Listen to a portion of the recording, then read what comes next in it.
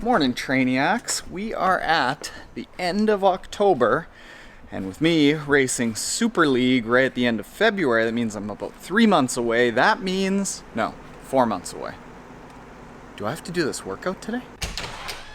Of course I do. I have to do a workout every day. It's my oxygen. It's what I do. It's my thing. I'm triathlon Taren, not no workout Taren. So, with that race starting to come up and be in the horizon, with me announcing that, with me announcing that I'm going to be racing a full Ironman distance race in Challenge Roth, I'm starting to piece together my triathlon training plan, when it's going to start, how I'm going to do it, what workouts I'm going to include, and how we're going to include Zwift in that. Because I love me some Zwift, but I also really developed a fondness for fat biking. So I'm trying to just balance out how I incorporate a little bit of fat biking, a lot of Zwift. And today we're going to talk about how you can use Zwift in 3 of the best ways possible to incorporate it into your triathlon training plan. Let's do it. It's really showing that NTK slipped decaf coffee into the morning coffee. I got nothing.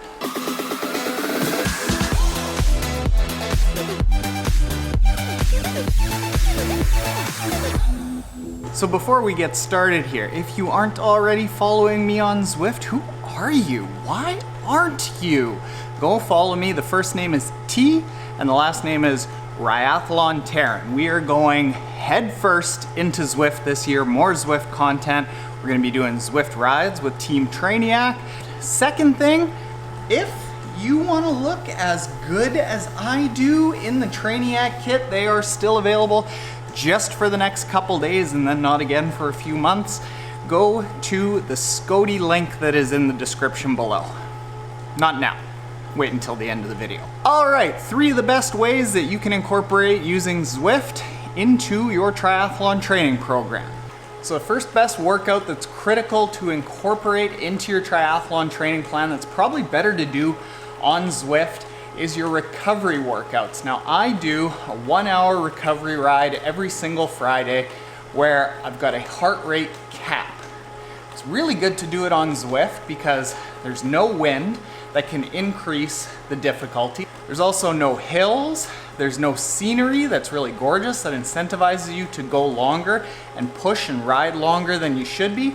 And there's no friends around to potentially incentivize you to get out of your comfort zone. It's really hard to actually stay within a recovery heart rate because it doesn't feel like you're doing any work and it's almost no fun. But in the case of Zwift, pick a heart rate zone, come on here, and you just stick in that heart rate zone really easily, have a good recovery session, and you're actually able to absorb all of the hard training that you've been doing and perform really well for all of the hard training that you are going to do.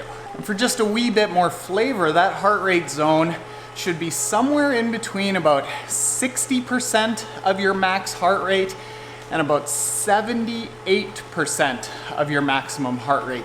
In that zone is the real sweet spot that you are recovering, but not just doing nothing. You're challenging your body enough that you're getting the blood flowing and you're actually going to build some fitness, but you're not challenging and stressing your nervous system so much that you're going to be digging yourself a hole. If you want to add a little bit of difficulty, just a little wrinkle in those workouts that I really like to use that we're incorporating into Team Trainiac is nasal breathing. Get yourself a Breathe Right nasal strip and force yourself to breathe only through your nose. That's going to build a lot of efficiency in your heart and lungs. That's going to help you keep your heart rate nice and low when you start pushing harder efforts later on. And those harder efforts are going to come, I guarantee it. Now the next place that's really good to use Zwift is for those super intense workouts. Those absolute peak efforts that we like to include during the week. What I've built into Team Trainiac is on the weekend when you've got more time, you go long, but the intensity is a fair bit down because you're just building your aerobic base. However, during the week, when everyone is strapped for time, we want to get a really efficient session going. We want to build some speed. So there are literally some like 28-minute workouts that are like bleeding eyeballs kind of intensity in Team Trainiac. And that does a really efficient job of building up your mitochondrial density so that your limbs are more efficient at using oxygen, builds your peak speed, and it decreases the perceived effort when you start doing lower speeds. So it's all good stuff. Sometimes though, it's just really, really hard to push yourself to those absolute maximum efforts. I like to use group rides to do it, but the races that are on Zwift are equally as good. They are right from the gun, boom, super intense. Have you ever done one? Oh my God.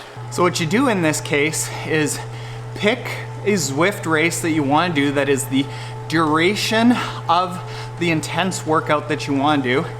You only really need a grand total of about 5 to 8 minutes of extreme intensity to get that maximal effort training stimulus and response.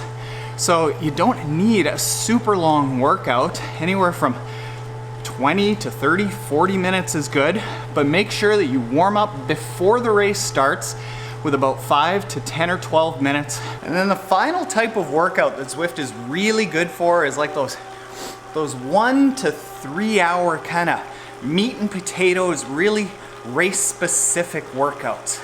Any shorter than that and you're getting into those more intense workouts that I just talked about where racing is really good for it. But I like to use groups for that. I like to ride up to a place that we do intervals back and forth, and having those people to push me I really find helpful, but you can use Zwift on the races. And any longer than the 3 hours, that's a really big endurance ride, in which case I really like being outside. I like having scenery. I like having pit stops. And on Zwift, at about 3 hours, your brain's a little bit cooked. But that 1 to 3 hour meat and potatoes, really race specific workout where you want to get a lot of good work in, I think Zwift is fantastic for that. In the case of those workouts, a lot of people out there are probably saying, oh yeah, Taren, erg mode. That's what you do. You create a workout and you go into erg mode. And erg mode is where the trainer tries to keep you at a level effort for a certain period of time. So if you've written down in erg mode 5 minutes at 220 watts, you can increase your cadence, you can decrease your cadence.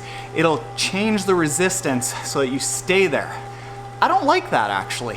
What I like to do is I like to create the workout beforehand, have it written down, and at that point, then what I'll do is I will stick to that workout, but because I'm not in erg mode and I'm going in Zwift, the undulation is changing the resistance of the trainer, which I find really mentally engaging, and it makes a 1 to 3 hour workout go by a lot quicker. In addition to that, I think it's probably more realistic to have to shift throughout, say, those 5-minute intervals, because when you're out on a race, you don't just pick a wattage and stay at it and have absolutely no differences and variations in it. No, you have little undulations and you do have to shift, so you have tiny little moments of the effort being a little bit harder than your target, a little bit easier than your target.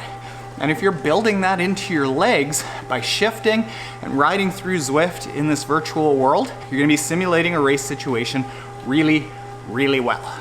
So there you go, Trainiacs. I'm a big believer in Zwift, but I think there's specific ways that you need to use it to get the most out of it. Like I said, if you don't follow me, what are you doing? Go follow me at T, first name, last name is Triathlon space Taren. And if you want a Scody kit, you just have a few days left to get one. So you gotta hit the link in the description below. Later, Trainiacs.